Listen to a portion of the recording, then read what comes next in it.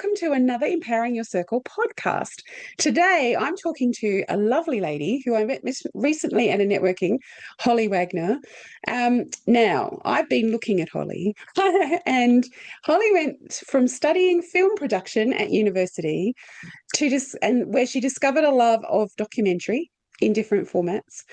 And then she started running a successful business called Green Kiwi Productions Company. Now, I did read, and it's a video production company, but nothing to do with New Zealand. So that was my first, like, she must be from New Zealand. But it was because of her love of kiwi fruit. So we will talk about that in a minute. So, like I said, I met Holly recently through networking. She introduced her business as 299 kind of video, and I was like, I have no idea what that means. What does that mean? So, not really knowing, I was intrigued, and we started this conversation, and I think we're having a really lovely connection. So that's really good. So just because I don't really want to explain what 299 video is and how it came about, which is obviously just as important. So obviously you've come from the Kiwi Productions Company, and you're still running that, I think. So why 299 video? What is it, and why did you create it? Firstly, I love that you've done your research and the Kiwi thing comes up a lot. People often think I'm from New Zealand, so you're not the first person to to ask me that. So you're absolutely right. So I set up Green Kiwi Productions when I was sort of 21, I think I was. So fresh out of uni, just didn't really want to grow up and get a proper job. So I was like, do you know what? I'm not going to work for anyone. I'm just going to work for myself. And you're right, it is still running. And that company very much does full-scale production. So it's very bespoke as well. So we'll get clients that say, I want a documentary filmed, or I want a series of TikTok videos, or an event filmed, or a wedding, anything that someone wants filmed and editing, we can do. And I love doing that, and that's still very much a big part of my life. But I kind of had the realization probably a couple of years ago now that the problem I had was that my favourite types of people I loved working with were the little guys, the small business owners, the one-man bands, that type of person. And video production is a big expense, it's a huge investment, and it's absolutely worth it. Obviously, I'm biased in saying that, but, it is the kind of best way of engaging with your audience and getting new clients. But for a lot of people, it just isn't accessible. It's not affordable, particularly if you're a startup business. And I'm so passionate about every business owner utilizing video because I know the power of it. I've been in the video game for half my life, 16 years, so I've seen the power of it. And like I said before, I am biased, but if you Google video marketing stats, it fully backs up what I'm saying. So I thought there must be a way that I can make video more affordable, more accessible for the kind of people that I love working with the most. And I didn't want to kind of devalue myself, but I thought there must be something that I can do, a kind of happy medium. So I thought, hang on. When it was COVID, I was teaching people how to film themselves because I obviously wasn't able to go out and film with people like I would have normally. So I was doing a lot of workshops and coaching people on how they can stay visible online. And, phones are so good nowadays. The Yeah. quality of a phone camera is just brilliant. So I thought if I can get my clients to film themselves, I can then turn it into, something that's really snazzy, like a really well put together promotional video for them. So I had that idea, kind of sat on it for a while, and then 299 video was born. So the reason it's called that is because our videos cost £299. So it's a lot more affordable than, you're looking at sort of £1,000 plus for, a simple video when it's fully produced for you. So I've packaged it up in a way that makes video feel as unscary as possible, because I've realised over the years that not only is video affordable, it's also terrifying for people, and it's a very vulnerable thing to do. And you don't know what you don't know. So for a lot of people, they don't know what camera angles they should be using, what they should be saying on camera, what they should have in their background, what to wear, all that kind of stuff. So we put together a package where people get access to a script template so that I always say to them, the words have to come from you because you know your ideal clients more than I could ever know them. But this is the structure that works, that I've developed over sort of 10, 11 years now, that I've used in my other business. So follow this structure, fill in the gaps, there's your script. We also provide them with videos and a written guide on how to make the video look great, what angle to be at, what to wear on camera, all those sort of frequently asked questions we get. And also how to present confidently on camera as well, because that's another real kind of hurdle for a lot of small business owners. So they get this full kind of how-to guide, both in video format and written format. They then film their video on their phone under our guidance. They get access to an auto cue app as well, so they don't have to try and remember their words, because that's Yeah, another that's hard. sticking point. Yeah, big sticking point for people. They then send us the video, and we turn it, like I said before, we turn it into a really snazzy promo video. We'll add, you know, all of their branding, music, stock footage that's relevant to their industry to keep it engaging. And then within 7 days, we send it back to them with all the kind of bells and whistles. And they've then got something that, you know, they can be proud of to put on their website, to put on their socials. Yeah. And it's cost them less than 300 quid. So it's a little bit more affordable than your kind of traditional video production routes. Yes. Well, as you know, I'm in the process of creating my own promo video with you. You And it's are. made, I think the thing is, it's also made me realize I need the focus. Like it makes you almost refocus your brain somewhat because you know that what this is going to be is your video. So if there's any kind of feeling of, do I go that journey? Do I go that journey? Which fork in the road am I taking? You need to be focused. Like you need to have that understanding that, you know, when I promote, when I've done this, it's kind of going to be where I stand. This is my grounding. This is my named, you know, like focus group.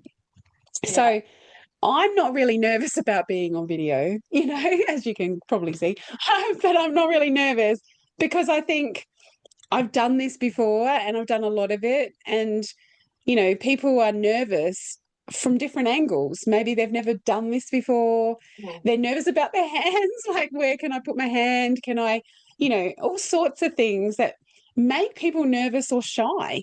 You know, Yeah. it's like, well, hang on. I don't even like the sound of my own voice yet. It's going to be out there for everyone to hear. You know, I'm just giving that Yeah. as an example. But it's Yeah. like, you know, there's a lot of reasons why people are very nervous about being on video. So, what kind of, I know, things, I know you probably cover them in your videos, but in this instance, can you just give me a bit of a guide into, you know, what can people do to try and overcome that fear, because there is a fear, in themselves to sort of showcase who they are, you know, come in front of the camera almost and kind of look back at themselves and go, look, you know, I'm not an imposter. I'm here for a reason. You know, I actually can do this.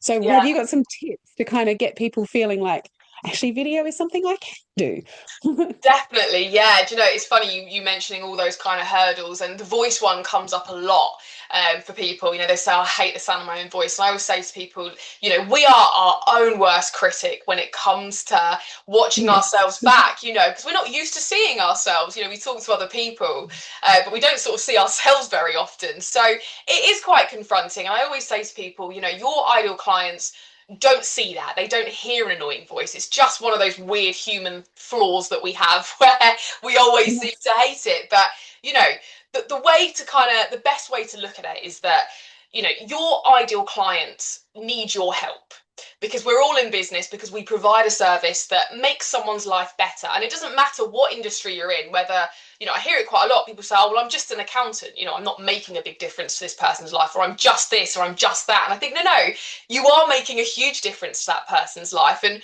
without your service, without them knowing that you exist, they're going to keep struggling in whatever it is that, you know, whatever problem they have that you as a business owner can solve. And, you know, all of us are in business because we do have the ability to help people. So I always say to people, try to kind of remove yourself a little bit and kind of think about your ideal clients. You know, they want to work with you, and if they don't know you exist, they're not able to, you know, get their problem solved. So that's always quite a good angle to kind of go at it from. You know, I'm going to do this because I know that I can help more people, is the first thing.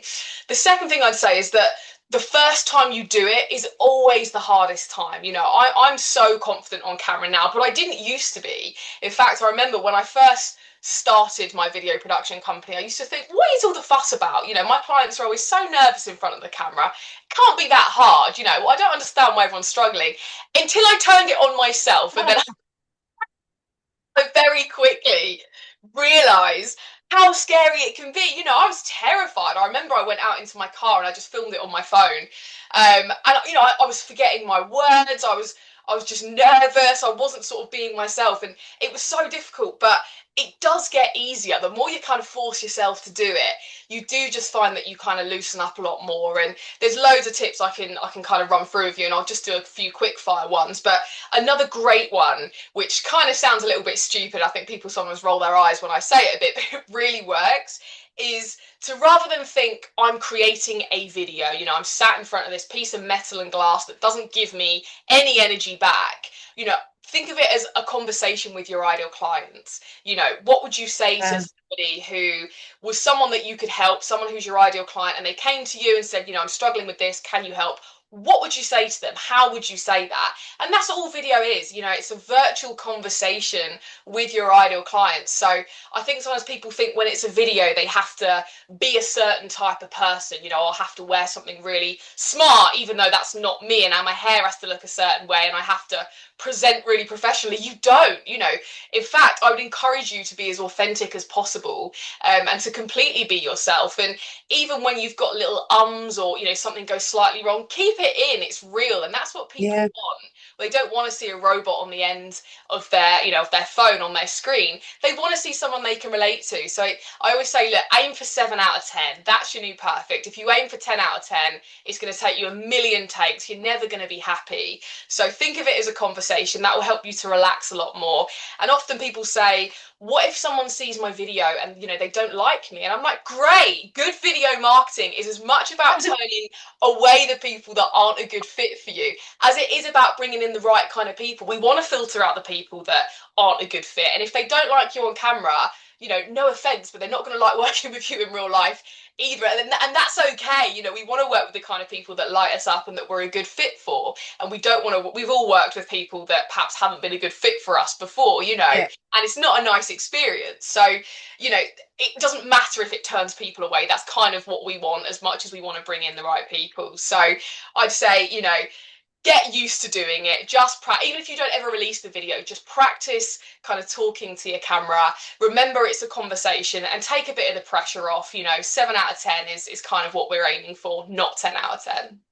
Oh, see, fantastic. And one of the things that hit me when you were talking was that when I was hosting a radio show in Australia, a group of ladies came together and they said, could I like do a whole recording of them, like individually?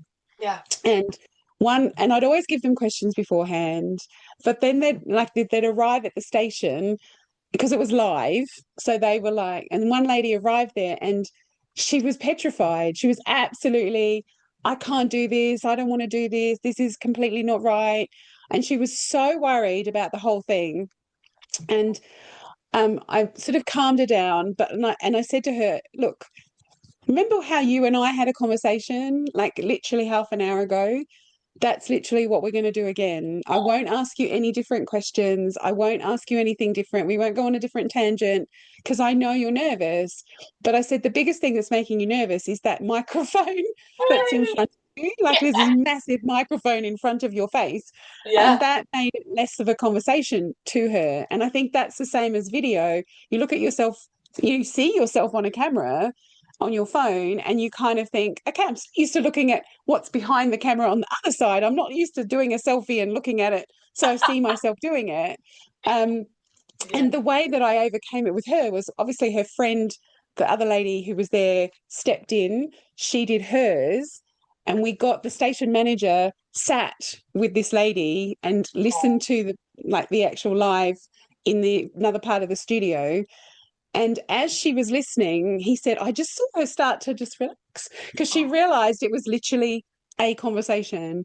And so that just reminded me when you said that, it is kind of like you have to look at it like you're having a conversation. So if it makes you easy, if it makes it better, and you've got somebody, I guess, that you resonate with, it's a friend, somebody who's going to make you feel more comfortable, then get them to sort of I don't know, either hold the camera or like stand behind it so that you are talking to them as opposed to necessarily talking.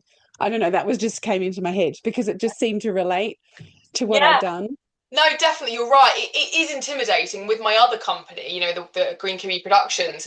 I try and be as, sort of inconspicuous as I possibly can be. But at the end of the day, I've got a huge camera, lights, big mics, and it does add to it. So I always prefer it when people have, if I'm filming, in that kind of setting, I prefer that people have at least kind of practiced with their phone first, because at least it's a much bigger step to take otherwise if you've gone from nothing to suddenly being in front of a camera. But you're right, that is definitely a sticking point for people. And I've met people before that are public speakers. They are incredibly confident on stage. They speak in front of thousands of people regularly. And suddenly you film with them and they change, because they're not getting that energy back from the audience. Right. You are literally talking to something that's metal and not giving you that kind of that energy return. So it's so funny that even people that are super confident doesn't necessarily translate to being great on camera. So the more that you can imagine your audience are sat inside your phone or sat inside the camera, you do just see people really relax and suddenly they're kind of being their authentic selves again, which is a really nice thing Yeah. to see, especially when you've seen someone be terrified like deer in headlights, prior to that. Yeah, because what you said is really important. I think it's also important that people like in their businesses, running them every day, but it's good for them to know that there's people out there who are specialists in their view of things that they do, but they're nervous. So that I think that Yeah, also helps, when you look at it and kind of go, yes, but they're so good on the stage. Why would they be nervous? yeah. Ah, okay. Well, if they're nervous, then it's okay for me to also feel the same way. So I think that's quite a good thing to kind of let people know that they're not alone, so to Yeah, speak. Yeah. yeah, definitely. I think we always think it's only us that feels a certain type of way, particularly in business. You always think, oh, why is everyone else doing this? And the problem with social media is that it's not a realistic portrayal of people. People are always posting the best versions of themselves online. So it can make you feel, not great about yourself when you're seeing this. But you have to remember that that's not real life a lot of the time. And actually, the kind of videos that are really relatable, are really authentic, are the ones that always perform the best, because people are like, that person's just like me. They're not this kind of perfect robot or newsreader on the other end. They're somebody that I can see myself, getting on with in real life. And that's what you want from your videos. And although with 299 Video, we do polish them, we enhance your audio and your visuals. We do polish them and get them looking, professional, because they're going on your website. But we still make sure that they've got the human side of it, because I know that that's what works in video. So we'll never, like sort of airbrush you or make you look like somebody else. It's not about that. It's about keeping it polished and slick, but also showing the real person. That's really important to me, that we kind of maintain that in our videos. Yes. Now you mentioned something just then about being like you're not like a newsreader. Um, that was quite because I know you give us like an auto cue type of thing that rolls our script. Yes. So obviously newsreaders have got used to doing that, so it kind of makes them quite natural when they say it. Yeah. But as somebody who might not follow an auto cue normally, so you kind of have your script, and I think it's important because we can go off script and then all of a sudden your whole video is gone in a completely random way that wasn't meant to happen. So you need to kind of have that script, but how do you make people feel that it is authentic? Because if you are kind of reading, I suppose that takes a bit of practice as well. I haven't got to that bit yet, but by the way, but yeah. So even for me, like, how is it going to be? Because I'm very natural, I'll just say things. Yeah. But if I want to follow a script, how would I make myself feel like it's still authentic and natural if It's a it's kind really of just rolling? Yeah, no, it's a really good question actually, and I kind of have a bit of a love-hate relationship with an auto cue, because they are brilliant, like you mentioned earlier. People do go off piste, and you then risk people not watching the whole video if people do end up waffling a little bit. So they're brilliant at keeping people structured and making sure we cover everything we need to cover in the video.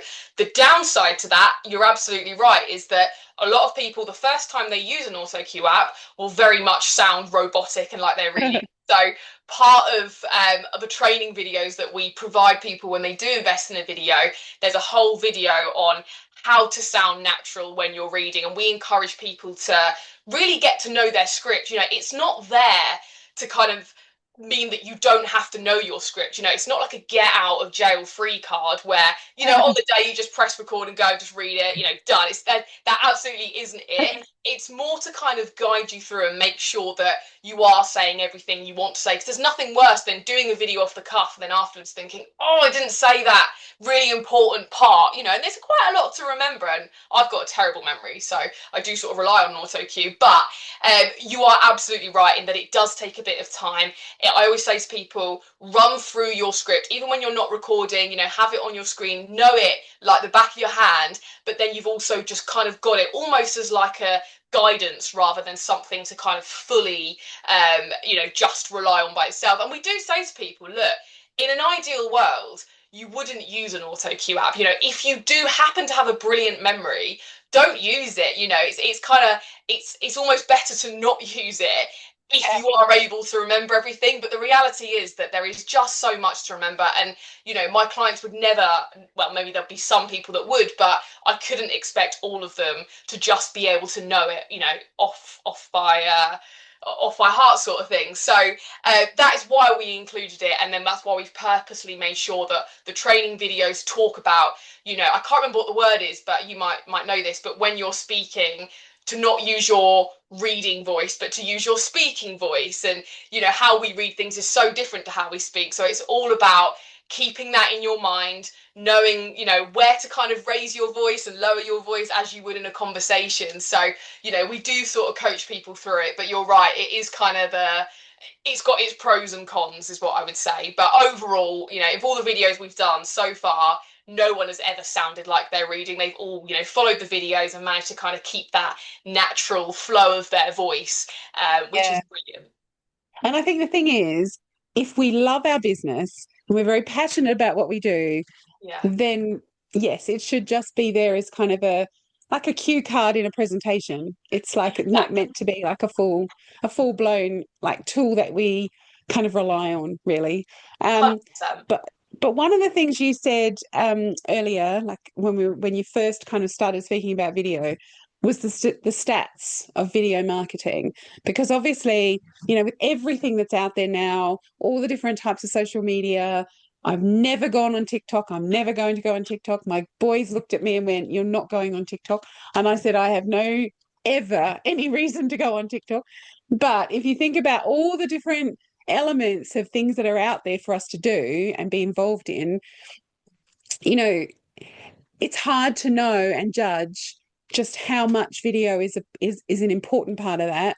And yes, I see lots of people doing it. They just create shorts and stuff for themselves on their, you know, phones already and just Yeah. upload them. I mean, I do, but I you don't really know if it's hitting the mark, even though it's an important aspect of our marketing.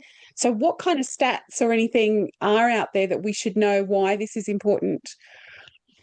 Yeah, really great question. So one of my favorite stats, and whenever I do a presentation, I always kind of start off with this just to kind of really hit home about the importance of having a video on your website. It is that if you have a video on your site, let's say there's two businesses that are, you know, relatively similar, they kind of do the same thing, and one of them has a video and one of them doesn't, you are 52 times more likely to rank on page one of Google if you have a video versus if you don't. So, and by the way, that's even if the video is terrible. That's not even like taken into consideration that it's a good video. And there's a couple of reasons for that. So, firstly, for SEO, you want to be keeping people on your site for as long as possible, because that then in Google's eyes ranks it as saying, okay, they've got an interesting website, and a video will always keep people on there for longer because it takes longer to consume the information versus reading everything. So there's the first kind of marker for why it helps you to rank higher. But also, because Google own YouTube, they're very pro businesses using video. So they will also give you the brownie points for, utilizing video, particularly if you host the video on YouTube, which is what we encourage our clients to do. So rather than uploading the whole video to the site kind of as a raw file, we say put it on YouTube, use YouTube to host, and then, on your site it's kind of like a window to YouTube, if that makes sense. And it looks the same, for a viewer, for your audience, but it just means that you don't have a heavy file on your site that could slow it down, and you're utilizing YouTube. So it's a win-win because Google own it and they want to kind of reward you for that. So that's one of my favorite ones because I think it just shows the power of video. But also, and I don't have specific numbers for this, but every time different posts are tested against each other, so you've got blogs and email marketing and any type of content, video always outperforms it, so much by, ridiculous amounts. It's always performing the absolute best, and nothing even really comes close. And often people kind of groan when I say that because they're like, oh, I'm trying to get away from using video as I can because I don't want to do it. I'm scared. I feel vulnerable, and I get it. But the reality is that video is free to use, and if you're not using it, you are just missing out on so many people. And you also touched upon the point earlier about people, kind of being nervous to create videos and kind of wanting to steer clear of it. But the reality is that it is just so powerful, whether you like it or not. It isn't going anywhere. And by the way, I'm not trying to say at all that other methods of marketing don't work. They absolutely do work. And I'm not saying, scrap all of that, just use video. Other things do work as well. But if you're not utilizing it, you are just missing out, on so many different opportunities and a chance to really grow it. And another thing that I know you mentioned as well, that sometimes it can be hard to kind of measure. You might, if you post one video, it doesn't necessarily mean you're going to get a client straight away from it. Consistency is key. But what you have to remember is that for a lot of, when people kind of measure the success of a piece of marketing, we often use vanity metrics. So people say, oh, that got many likes, this got many, love heart reactions, or whatever it may be. They are completely irrelevant if those people don't convert into clients. They are just completely pointless. Yeah, all right, they give your ego a nice little, pat on the back, but that's not why you're doing marketing, right? You're doing marketing to reach more people. So you can never forget about conversion rates, which is actually what's most important. And again, video comes on top every time. You might not get as many likes, but you can't forget about the people that are what I call lurkers, that are watching your videos in the background. I've had it so many times where people have said, oh, I've been watching your videos for like the last year, and now I want to work with you. And it's like, I didn't even know you existed before then. And it happens time and time again. And just going quickly back to the stats as well, I just remembered one. This is not a kind of worldwide stat, but this is just something that happened to me. I remember I worked with this lady once who was terrified to be on camera, and this was with my other business, Green Kiwi, and she just said, I'm rubbish on camera, you'll never create anything good for me, but let's do it. And I said, well, let's just see. So we filmed together, I gave her the videos, and she was a massage therapist, but she was selling courses to help other massage therapists. She put her video on YouTube, and within 1 minute she had a call, and she sent me a message and said, I can't believe it, I put my video on YouTube and somebody within 1 minute called me. And I screenshotted it and I use it in my, when I'm sort of talking about video sometimes. And I always say to people, look, I'm not promising you if you go and create a video or even work with me and create a video, you're going to get a call within a minute. But it does happen, and it just kind of shows the power. And again, I would always say to people, think about converting people rather than just content that gets, kind of likes or comments, because if they're not converted into clients, actually, it doesn't really matter. It's not going to make a difference to your paycheck at the end of the day. So it can be disheartening when you don't get immediate results, but consistency is key. And remember that people have to see you on average about 13 times before they then kind of make the next step to start working with you. So you've got to get those touch points in, and video is the best way of sort of building that know, like, and trust. Yeah, and sort of just following on from that and something you'd said earlier, I think the thing is we all want to just build a client base, and that's great because we all want it. But the video is the one thing I think that does enable us to not for us to necessarily know whether the person's right or wrong, but like you said, that person might look at a video, let's say of me, and they might think, oh, Hazel's coming across as a bit too warm or whatever, and I don't want that. I want somebody who's just going to be really blunt with me, Yeah, or something, and that means that they probably won't. They might look at my video and my website and kind of go, well, actually, no, Hazel's not really that person. But that would be all right with me because I'm not blunt and I'm a warm person, which yeah. means I would deal with things in a different way. And I think that's really important. If your message is coming across the right way in your video, then that might be the reason why someone is knocking on your door, because you're just not the right fit. That does, and if you think about it, we're all the same.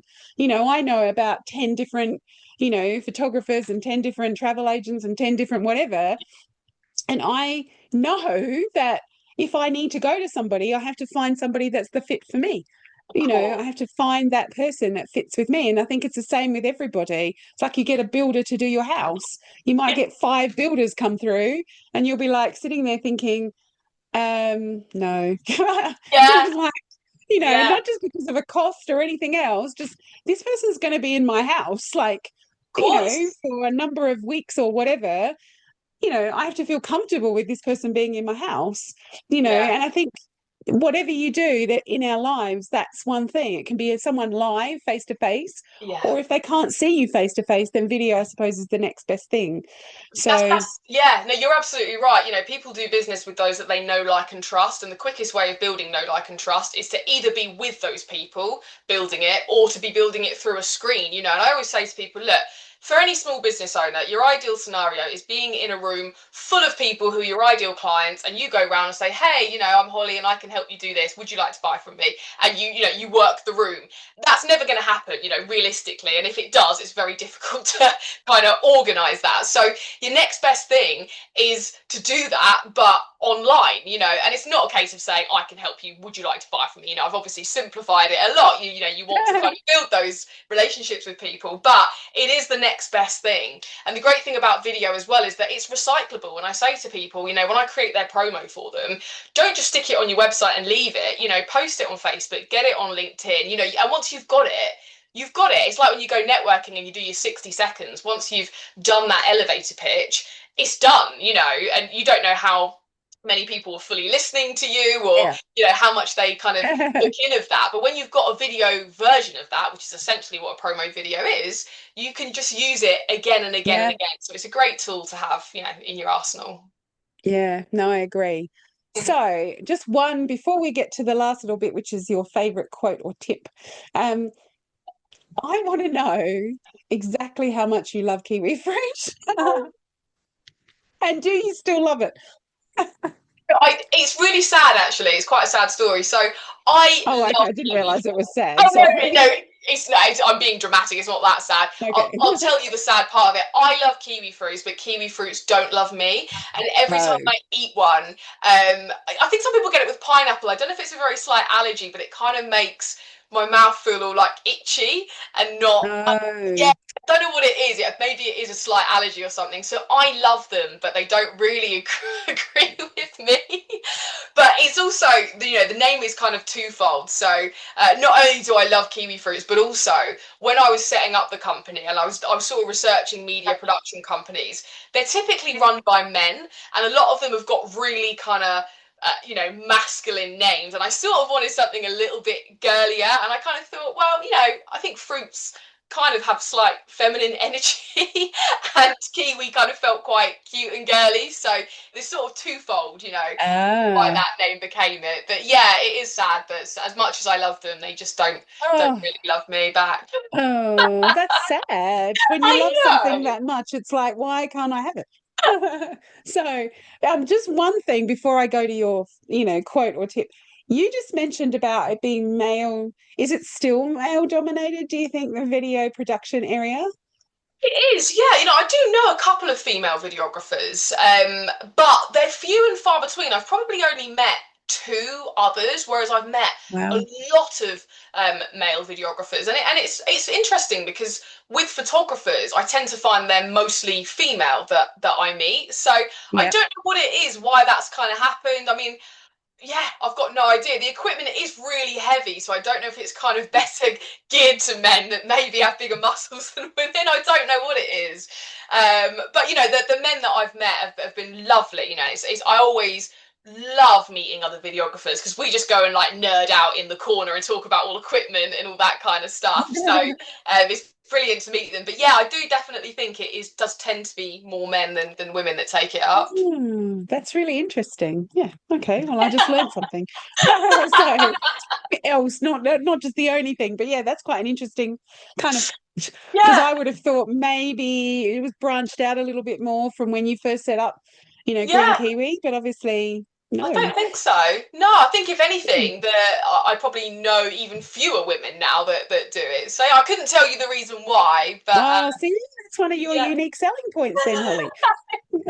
That's it. And do you know what? It's great because I do a lot of. This is where I met you. Actually, I do a lot of female-only networking. That's where we met at a women's networking group, and it's kind of great because you're locked out of other groups who do the same profession, and because it is so male-dominated, I can normally go to any of them, Go and I'm never anywhere. locked out. So yeah, there's pros to it. That's really good. So do you have a favorite quote or a tip if you don't have the quote at hand? That's such a great question. Do you know, I should have probably thought about this before I jumped on. There's so many quotes that I follow and I sort of, have a sort of part of my daily affirmations, but I probably couldn't pick a favourite one. In fact, no, I do have a favourite one. I can't remember who it is. It's really famous, so you might know it, and I might get it slightly wrong, but it's something along the lines of whether you believe you can or you can't, you're right.